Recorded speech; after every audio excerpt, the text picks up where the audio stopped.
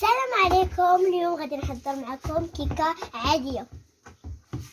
غادي نحتاجو في المقادير 4 البيضات، دانون، كاس عنبه زيت، كاس عنبه سنيده، و3 الخمارات ديال الحلوى وفانيا خليط. والدقيق خاصو يكون من نوع جيد، ومعلقه صغيره ديال الخل. وغادي نجيبو لو بول والطرف يدوي، وغادي نهرسو دابا 4 البيضات، ومن بعد هرسنا بعد البيضات غادي نخلطو. غادي نهزو شاشيه ديال باني. من بعد ما زدنا فانيا غادي نديرو سنيده.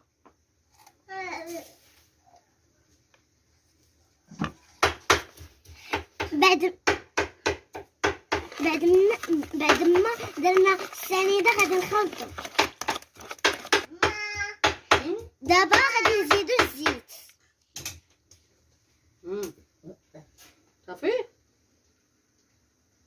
يلا سير.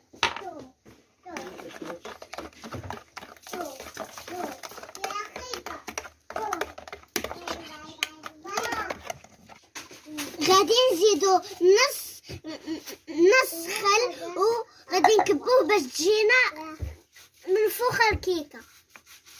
ودابا غادي نزيدو دانون. بعد ما زدنا دانون غادي نطربو.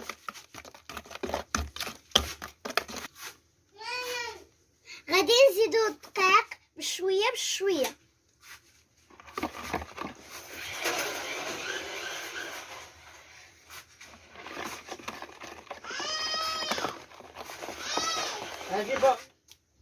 غادي نديرو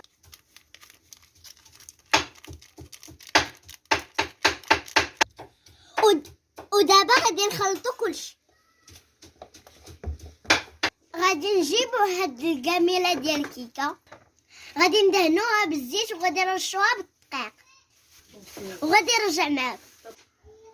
بعد ما درنا في الكيكه في المول غادي نديروها في الفران، وانا نرجع معاكم.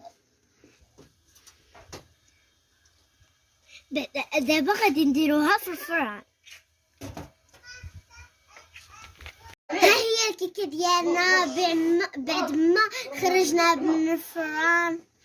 غادي نتسناوها تبرد باش نحيدوها من المول. هيا الكيكه ديالنا ذوقناها ودرنا لها كونفيتور الكوك. الا عندكم هادشي ديروه، ولا ما عندكمش ما ديروش. غير ها هي جات مفشه. شوفوا كي دايره. اذا عجبتكم الكيكه بارطاجيو في قناه مليكه. معكم إسراء ونهاركم مبروك.